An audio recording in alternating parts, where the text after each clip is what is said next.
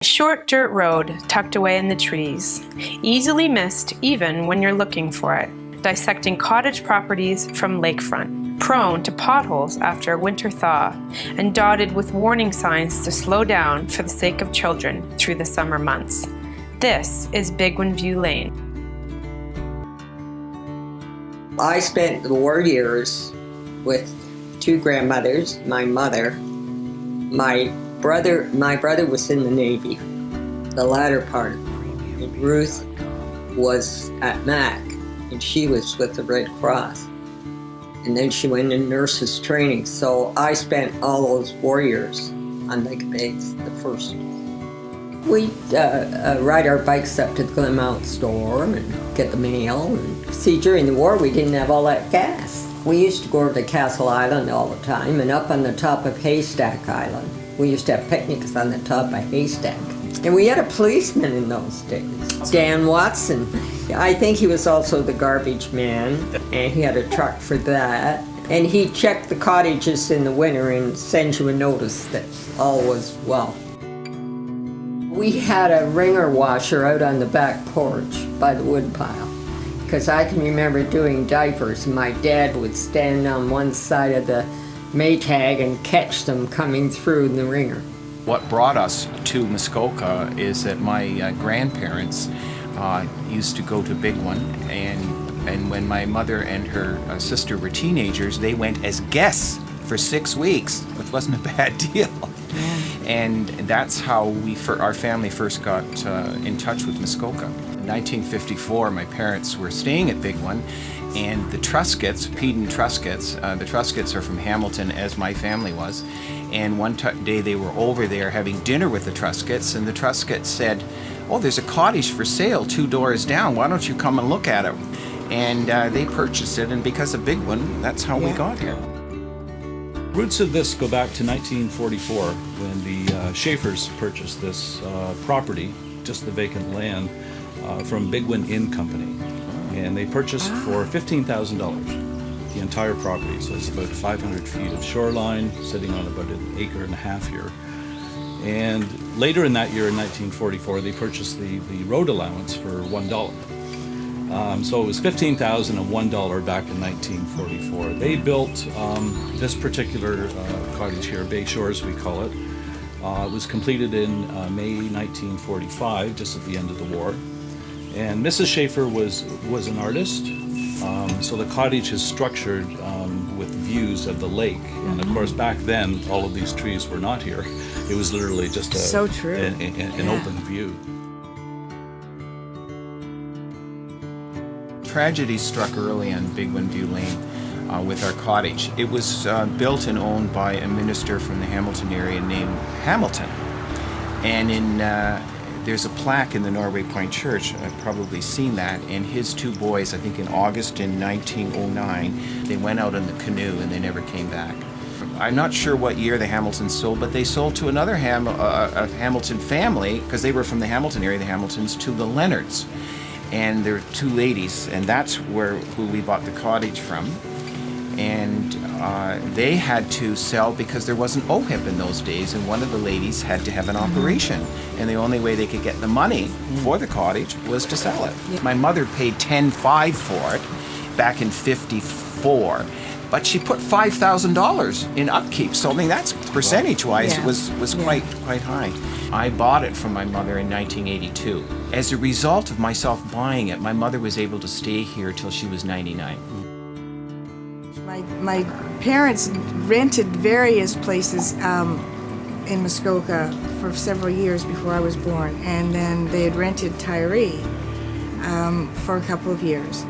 And when Mrs. McIntyre, who owned Tyree, needed to sell, she approached my dad and said, "I want your young family to have it. I want your family to grow up here and be, I want to know I've left it where it belongs," type of thing. They were just starting out, and he said, "I just bought a house. I can't buy a house and a cottage in the same year."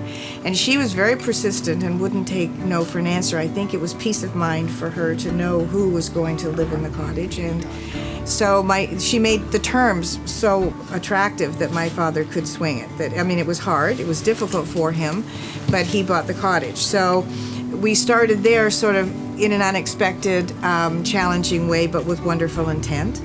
And then the year that my father paid off the cottage in 1969, he gave it to my mother as a gift because she loved it here more than anywhere else on earth. And so for my father to give her what meant more to her than anything as a gift, I remembered that gesture of love and recognition and appreciation for your partner. The moral and ethical stewardship that we have up here continues. From my grandfather, who originally bought this in 45, he was always very proud of the land and the trees and the rocks, and he felt that he was a steward of this property. And that passed very quickly to my mom and my dad in terms of everything they did here as they enjoyed their retreat was to try and benefit this community and Lake of Bays. So things like joining, the Lake of Bays Association, becoming president for a couple of years, very involved with the church down in Glenmount. My mother had a gypsy soul. She loved every bit of life and wanted to experience everything that she possibly could. And my father was just charming. The major contribution that my mother made was that she saved Bigwin View Lane and was responsible for the old 117. When they were going to build the highway, the new 117, it was originally going to go over the present old 117.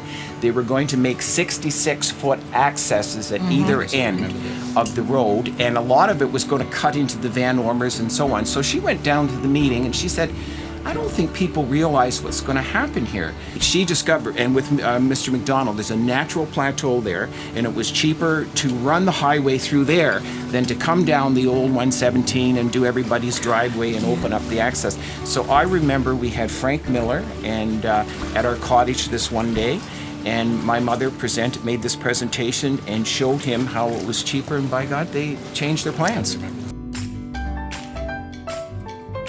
My dad was on the lake every night, and I never had to worry about babysitters because he liked me to drive the boat, and my mother did the babysitting. She put the kids to bed every night, and I was out in the lake with Dad. We had fish every week. Oh, we had some beautiful trout. The biggest one, I think, was around 32, 35 pounds. Then the odd time you'd pick up telephone wires. During the war, when Princess Juliana was there, we knew she was coming, of course. That was the latest news. And the limousines, I'll never forget it, pulled up on Bigwin Dock, and we were there. So we got in a canoe, we paddled over and landed on the beach, and I guess we acted pretty stupid. But she was a very, very accommodating lady. My memories are all centered to our cottage, like from the moment, I have any memories from there. The music, the big bands used to play over there, and they played down on the sun deck, and we could hear the music sort of wafting across the lake. And we were both wishing we were there. Yeah, no, because it was so fancy, really. Yeah, and my dad, before he became a golf professional, managed bands, Bert and Iozzi, so he always got to know the musicians. And they'd come back to our cottage, or they rented cottages down near Glenmount, and we would go there to hang out with the musicians. My sister was, 8 years older, and I can remember them in evening gowns with the Sisman girls and Ruth Miller and all that crowd. My dad had a cocktail party going down on the dock down here, and we have 2 yellow lights on our boathouse at the end of the dock. And the Bigwin ferry landing here also had 2 yellow lights. Well, sure enough, the Bigwin ferry is coming in and pulls up to within about 40 feet of our dock. And all of a sudden, I hear my dad hooting and hollering, and everybody saying, "Stop! Go back! Go back! Go back!" Oh, no. The Bigwin ferry had come right up to our boathouse here and thrown it into reverse and backed out, seeing the 2 yellow lights. So the next night, my dad put one of those blinkers in the yellow light to always show the difference between our boathouse and the dock down here. But apparently the captain at that point was, he liked his Captain Morgan. The odd time the captain might have been under the weather, and the purser would bring it into the dock or whatever. My first job was at Bigwin as the children's hostess, and I doubled at night as the record broad in the desk attack. And I lived at Bigwin from, I guess, maybe 16 on, because the sailing club started at Bigwin as well. And but it was so formal. I mean, the training when you worked there. I mean, I would help out in the dining room once in a while, and it was very formal. When we were growing up with the boys, or they were growing up with us, we all sailed. The dads sailed. The moms sailed. I mean, I was out at every race. My sister, they had a ladies' race. My sister and I'd take the boat and race in it. But now it's changed a lot. Third tower at Bigwin, I would jump off, and not only you went down so far, the water was freezing cold in at the the dark. bottom there. And I still have dreams about swimming to the top. And Luke said, because it was hard. I said, no, it was a long way. Like, it was really unnerving. But that was it. You'd go, everything there was special and no longer. They used to hold staff dances at Glenmount, and they'd bring the staff from Bigwin, and they'd all get on one side of the boat, and the Wanda would go like this. And we think, oh, we're going this time. It never did. If the employees missed the last ferry, if they didn't get back to Bigwin, they would lose their jobs. So they would come along the Bigwin lane and steal our canoes. Well, kind of borrow our canoes. But we were responsible for getting them back. We got all dressed up, and the Govins and the newbies and the whole strip. We'd all have cocktail parties. And then, of course, it was Happy Holiday. Well, the first thing I can think of are all these sport cars going by, convertibles. Well, that's when Jack Featherstone built the ruts in the road to slow down these hooligans. And he dug all these ruts. People took such liberties then, didn't they? And no one complained. We just went, okay. So he dug all these ruts in the road, just so when the little MGs came whipping by, I guess they'd be airborne in his mind. But the first vehicle to come along was the milk truck. And all the glasses, the bottles. And I remember hearing earlier in the morning this shattering sound. And the milk truck went over, and they just, the milk bottles broke and spilled, and that Jack was in the afternoon filling all the ruts because he had to pay for all the milk. It was kind of a neat place. It was a 2-story with a front veranda. I mean, typical frame 2-story. And the hotel rooms were all upstairs, little wee rooms. But then he had all these cabins down the whole lot. But it became quite a well-known spot. My grandmother was a staunch Presbyterian, and one time when she was coming, she said, "Oh, I don't want to get in the way. Why don't you just put me up at Happy Holiday?" So we tried in a very nice way to explain that somehow she wouldn't fit in there. It's not you, Grandma. And when I think of Mr. Martin, I can just see him in the garden. He was always working. Yeah, and the hat. Yeah, and the hat. Exactly. Yeah. She was everything, I think, really. On this lake, the history that she participated, and I remember reading that she was the hostess, yes. And she well, you been mentioned wonderful. history. Wasn't she involved She's a historian with as well. With the Mrs. Finley and writing up the history of Lake of Bays? She played a big part. My dad cut down a tree in our yard, and it landed on all these gladiolas and this gorgeous garden. And at first he went over and I remember helping him prop the flowers back up so that when they got home they didn't see their garden devastated right away. We'd work into it. And Mr. Martin came out, and you didn't see him that often. He was quite a bit older than Ruth, but he came out and he said, it happens. Mistakes happen. And they pulled out the whole garden then, so my dad didn't feel badly about one patch being missing. They just took down the garden. So just too much work anyhow. I mean, it was just a warm, wonderful, heartfelt memory of having them next door, which was always just so comforting. Ruth was a real lady, too. Yes, real lady. So. Mm-hmm. Brad Robinson and the Lills. I mean, that's the hub. That was the hub for us, really. We always went to the store to buy the groceries. It was really, and it was... It was more than a store. It wasn't Foodland or anything then. No, it wasn't. The Robinsons opened it and stocked it strictly as a grocery store. And it was a tourist attraction. We used to bring all our guests just to see it. Yes. Mm-hmm. No, it used to be. And then even when my daughters started coming up with their families, we would go, in the boat to Dorset or drive down to Dorset after dinner to get ice cream or yogurt or whatever. It was just always a destination place. It was just, and you get there and it's like you're in a different world. You cross the bridge and, the old general store. It's changed a lot over the years, but Brad's still there. But I remember him in shorts and a white polo shirt. and running around, literally greeting guests, and if you needed something or couldn't reach something on a high shelf, but he seemed to be everywhere at once for everybody. The Swan Cottage is a lovely, lovely memory for me. I would walk down, from a very young age, walk down the road by myself because we were allowed. It's always been safe, and I would walk down, and I remember Mr. Swan would be often out working on his property, gardening, doing something, but he had a dog named Happy, and Happy would come running out to greet me, and I would go and play with the dog. Mr. Swan would speak to me, maybe 3-4 words, very private, quiet man, but he was warm, and I knew I was welcome. But I went to see him because he accepted me not as a child. He didn't talk down to me. It was just, oh, you're here, Sherry. And so I would go to play with Happy. And I remember then one year I went down and Mr. Swan wasn't outside and Happy wasn't there. And I went down 3 or 4 times in a week and nothing. And it turned out Mrs. Swan was very ill. And I never met her. No, I didn't. Apparently either was either. on I have no at sort of memory a front. her. I think they had a porch or some screened-in part of their cottage. Yeah, and at the front. Yeah, and she would lie sort of on a daybed there, and I'd never known that, but she was very ill and she passed, and I never saw him again. And it's always bothered me. I never got to say goodbye to him, and I never got to say goodbye to Happy. We had our summer activities and all of that, but winters were the time I found when people up here really bonded because there weren't as many people.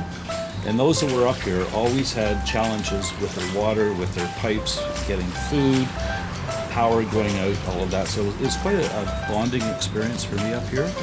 And I first started coming up in winters, it must have been about probably early 60s. Originally to the place next door and then to this place. But no, in the winters, I remember my dad we couldn't get down our road, Bigwin Lane, at the time because not many people came up in the winter. So my dad would park in front of the Clarks to take the kids, and we'd get to and of course the cottage was freezing. So he'd get us under blankets, he'd pour us a little bit of scotch, and we'd sip the scotch, even like at 7 years old, sip the scotch to warm up quickly. And then he would go back, and all the groceries and everything we needed would be, and he'd pull that. He must have made 7 trips, to get everybody in the cottage and settled. And then he'd be like, I'll make a big fire for you, Cher, and get that roaring and going. And then go down, and he'd cut a hole in the ice to get the water. And we had these old heaters that just we had that smelled. too. And I remember my mother would always light them, and she'd turn on the oils, you'd wait till it seeps in, and you'd smell it, and then she'd light a Kleenex, and it would boom, and she'd drop it in, the whole thing Ours would was boom, right in the living and we were room. all like this waiting, hoping it didn't blow up, because they were all really old. When we all played outside in the winter, the whole place always smelled of wool mittens drying, because she'd put them on those old heaters, and you'd see smoke coming see all the out. steam coming out. And it was like, and it smelled the whole place up for it. But and this is fun. We're here in the winter, and it was fun. And then my dad, the next day, if it was sunny, would go and shovel like an ice rink so we could go skating. But it worried me because we were always really close to the hole that he'd cut in the ice for water. We would be charged with going out and getting the Christmas tree. So my brother Gary and my sister Nancy and I would go up across the road, and our job was to get the Christmas tree. So we got a Charlie Brown tree. That's all we could find, this skinny And it was little easier, tree. right? And we came back and we formally brought it in and showed. I got my mom. I think we had to close her eyes or a blindfold and open your eyes, Mom. And here's this weird tree. And of course, she the thought it was first the one most we beautiful saw. She thing, thought right? it was wonderful. She was snow a was typical deep mom. then. Yeah. She was a typical mom who said, Perfect. "Oh, that's wonderful, thank you." Of course, we had a really nice one as a backup. The most fascinating memory I have is what happened on New Year's Eve up here. And we were talking earlier about the Featherstones just down the road here. They had these enormous New Year's Eve parties for everyone that was up here. And we'd all dress up. And we had kids, like little kids, babies, and kids your age, and adults and grandparents, and we'd all dress up and go to the Featherstones. And of course it was New Year's, so we were having a good time. And Mr. Featherstone used to bring out his cannon at midnight to welcome in the New Year. And he would set that, and we've talked about this before, set it on his boathouse, pointing over to Bigwin. And he was very regimented, and I appreciate that. He brought everybody out, and we all had to stand in a line on the boathouse while he set his cannon off. We all had to do whatever he said, whenever. Yeah, if you don't do what he says, That's you're in right. trouble. And he would shoot this cannon off multiple times over the Bigwin, and there were live shots in it. And I don't know where those bullets ended up, but I know. it was just amazing. Yeah, so that winter was amazing, just wonderful up here. But on that note, he also shot the cannon off every Friday night in the summers when he arrived at And the he was cottage. raising the flags or He'd lowering raise the flags. I think that's right. Yeah. Oh yeah, we were pretty active in those days. Take Old Highway 117 past the Bigwin parking lot, and at the crest of the hill, you may or may not see a sign that reads Bigwin View Lane. Turn down that road, and you will have arrived.